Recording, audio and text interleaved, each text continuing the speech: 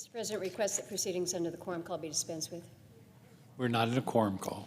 Mr. President, Senator Sullivan and I are here this afternoon on the Senate floor, and we are here with heavy hearts.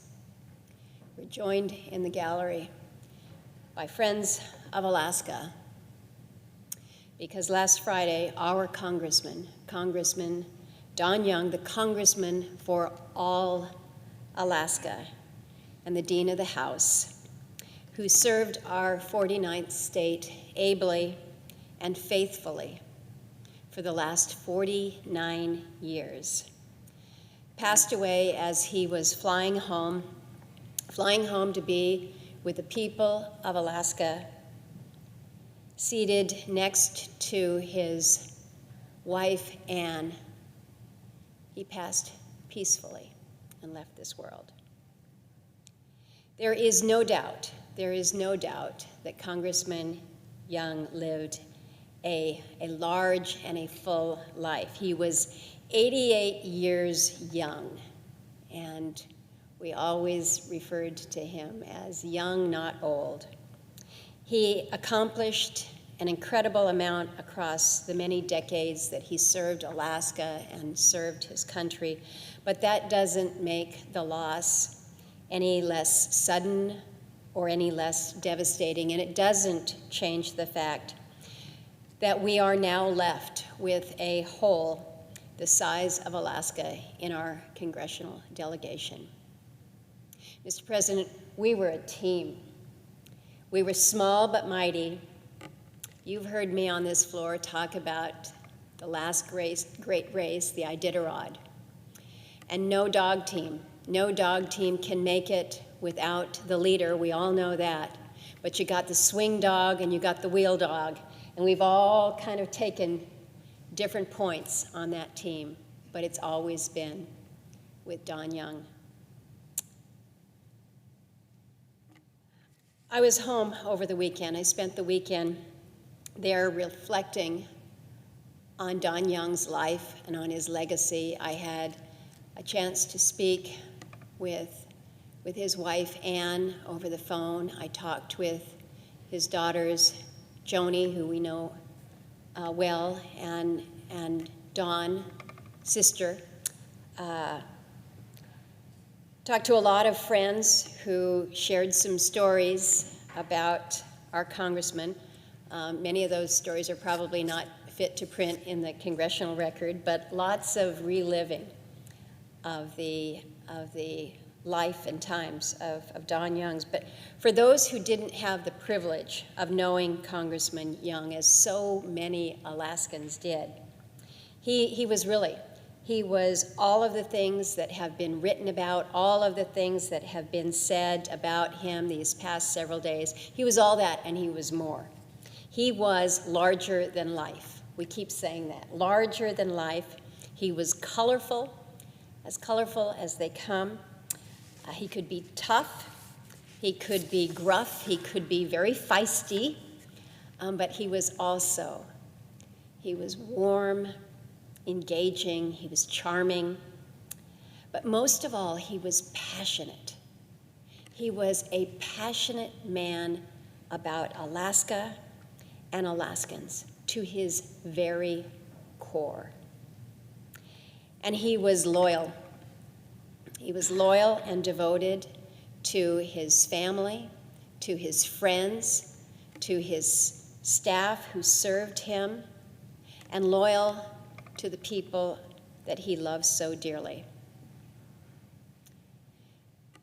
So we think about Don as forever being Alaska, but Don's life didn't begin in Alaska. He grew up in California working on his family farm. His father would read Jack London to him at night, and that inspired him later on to head north.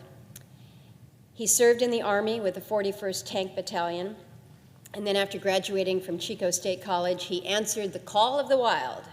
He eventually made his way north to the village of Fort Yukon, just above the Arctic Circle, and he tried his hand at just about everything. He was into construction, he was into mining, he taught at a BIA school, in the winter. He was a tugboat captain in the spring and the summer. He hunted, he fished, he trapped. He took well to Alaska, and Alaska took well to him. By then, Don had fallen in love with Alaska, and he was also head over heels for his first wife, Lou, who was a bookkeeper from a respected Gwich'in family. They married in 1963. He was elected mayor of Fort Yukon the next year.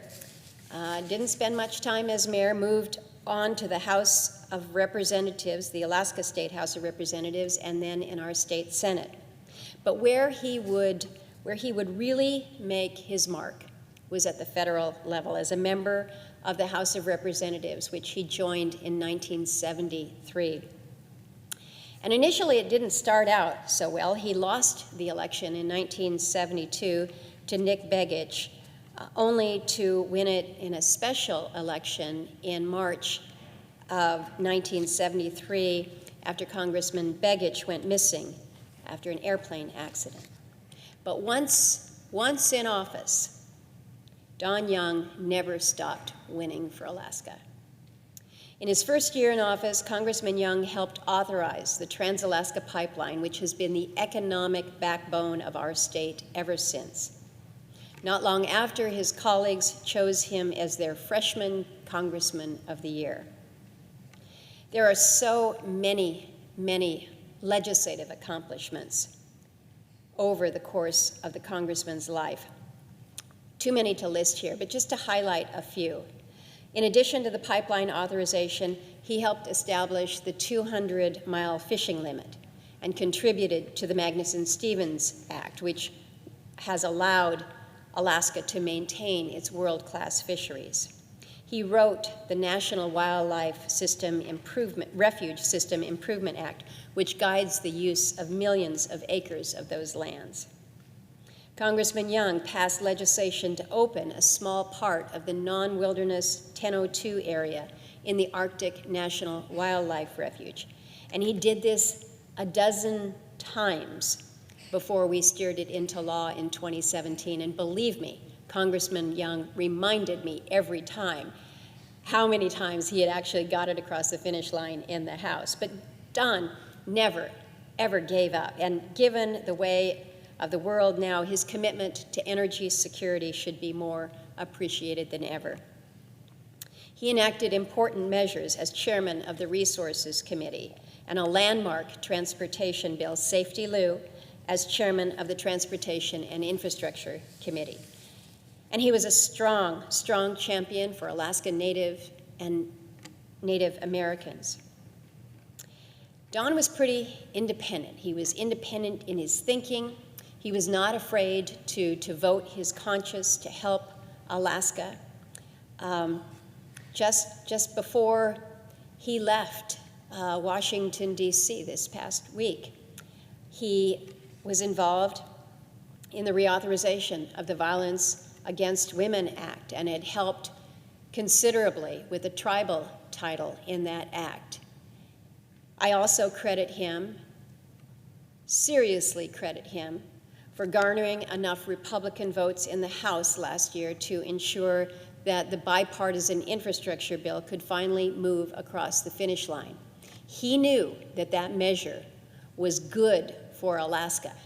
And he said, not only am I going to give my vote, but I'm going to work to make sure that we have the votes over here to sign this into law. There's a lot of stories in this body about our former Senator Stevens, being legendary, pretty tenacious in his pursuit of federal dollars to help build Alaska. But just know that Congressman Young was right there every step of the way, making sure that Alaskans received what we consider to be our fair share. On December 5th of 2017, Alaskans were just filled with pride for Congressman Young when he became the 45th Dean of the House as its most senior member. At the time, I gave him a little gift. It was a star designated in his name. You can actually get a certificate that says this star up there is designated to you. But it was given as a sentiment reflecting his stature as the North Star of our delegation and our northern state. But when you think about this remarkable journey that Don Young had, from teaching fifth graders in Alaska, running dog teams, guiding barges along the Yukon River, to becoming the longest serving Republican member of Congress of all time, and the most senior member of the House of Representatives. For all that Congressman Young accomplished, for all that he did for Alaska, you have to know, this was no easy task. This was no easy task.